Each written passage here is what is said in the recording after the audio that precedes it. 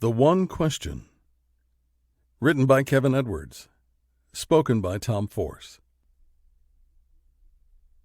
This book is dedicated to everyone who wants to save his or her soul. Introduction. Are you sure you're on the narrow road that leads to life, that you have chosen correctly? Are you following your own thoughts and ideas, your own opinions, inspirations, and desires, your own plans or will? That is a good indicator that you are on the wrong path. Not all who cried, "Lord, Lord," will get into the kingdom of heaven, but those who do the will of the Father in heaven, who do not seek their own agenda, but say, "Here I am. I have come to do your will." Today there are many contrary examples, just as in the days of Noah. Human beings are willful, foolish, proud, ignorant, and disobedient. Good seed has been sown in the field, but weeds have sprung up as well, to the point where even the elect have been led astray and have spread false teaching. Some of these elect do not even acknowledge that there is a curse, or that this curse is turned into blessing for those who heed the words and warning of Jesus, the only Son of God. But if we ourselves have not fed on his words, if we have not read, reflected, and internalized the Word of God, if we have only doubted, dissected, and criticized these words, then we are the ones without this saving knowledge. Today there is much confusion, much deception, and condemnation for those who speak God's truth.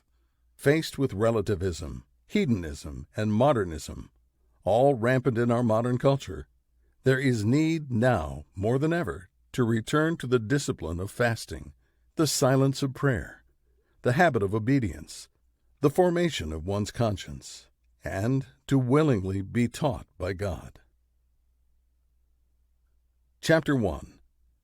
Divine or demonic, blessed or cursed. There is one question we must ask ourselves. Do we want heaven or hell?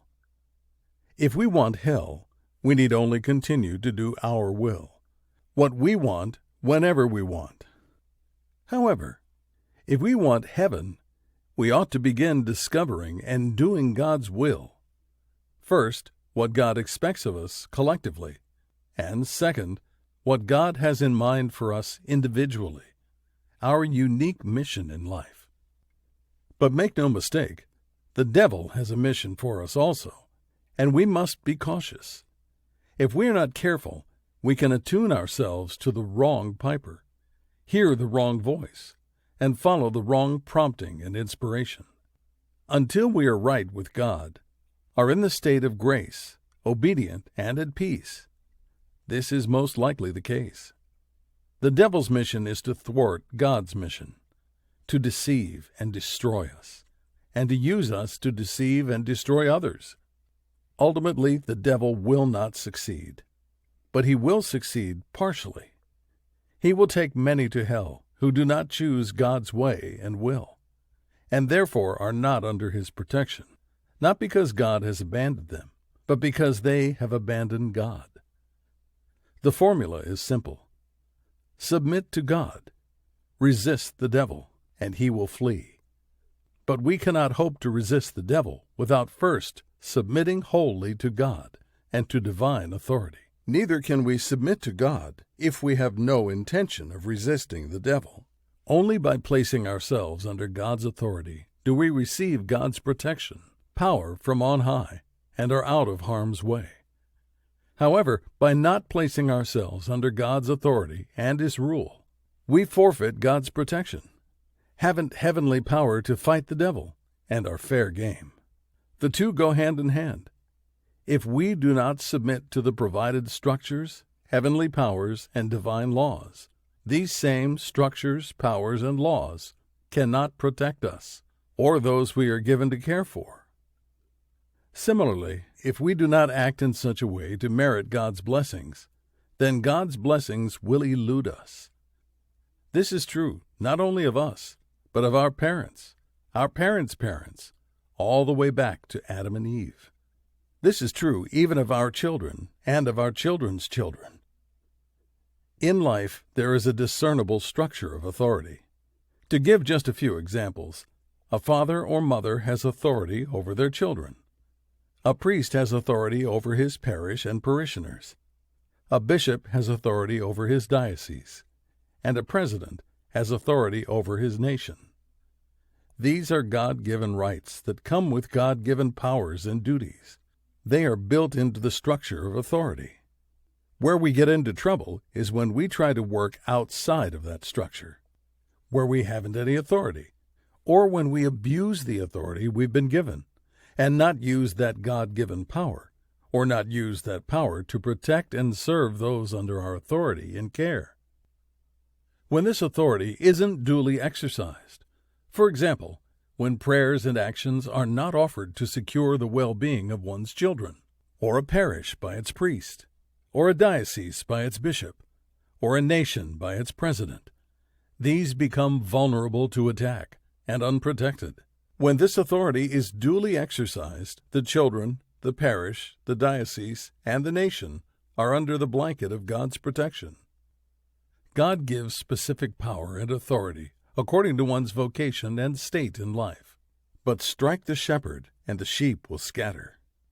The devil knows this tactic and uses it to gain a foothold, assert his influence, and negatively impact consequences. No action is without consequences, whether they are our actions or another's. A pebble creates ripples. There are consequences. Even now, we are paying dearly for the sin and disobedience of generations that have gone before us, all the way back to our first parents. The moment they disobeyed, the whole of humanity fell under a curse, and this curse is very real and specific, as are curses brought about by certain actions and infidelities. Indeed, the iniquities of the fathers may be visited upon the children and the children's children, to the third and the fourth generation. Exodus chapter 34, verse 7. The solution? To trample the power of the enemy, to break the curses that have come through disobedience by exercising obedience and submitting to God. The Beatitudes. In the Scriptures, we encounter Jesus' famous Sermon on the Mount. Part of this famous Sermon on the Mount are the Beatitudes. The word means blessings. Jesus shares with the people that a heavenly reward or blessing awaits all who act a certain way, whose character is developed a certain way. The Beatitudes are blessings that will fall to certain types of people. The message is unmistakable. Were one to be or become a certain way, then one would inherit not a curse, but a corresponding blessing. However, implicit in the Beatitudes is the inescapable conclusion that were one not to do so, not to be found righteous, one would not receive the reward or blessing of a righteous man. The point made is that both curses and blessings are conditional. Just as success is conditional upon consistent hard work, drive, and determination, the blessings of God are conditional upon us obeying, serving, and being devoted to God, to doing what He would have us do, depending on our vocation and state in life. Curses, on the other hand, are the result of our failure to do precisely that. Abraham, the father of both the Jewish and Christian faiths, was abundantly blessed because he was willing to not deny God, even his only son, whom he loved. The consequence? God made Abraham a father to nations. The angel of the Lord called to Abraham from heaven a second time and said, "I swear by myself, declares the Lord, that because you have done this and have not withheld your son, your only son, I will surely bless you and make your descendants as numerous as the stars in the sky and as the sand on the seashore. Your descendants will take possession of the cities of their enemies, and through your offspring all nations on earth will be blessed, because you have obeyed me." Genesis chapter 22, verses 15 through 19. And the same blessing was passed on to Isaac, his son. "Sojourn in this land, and I will be with you, and will bless you.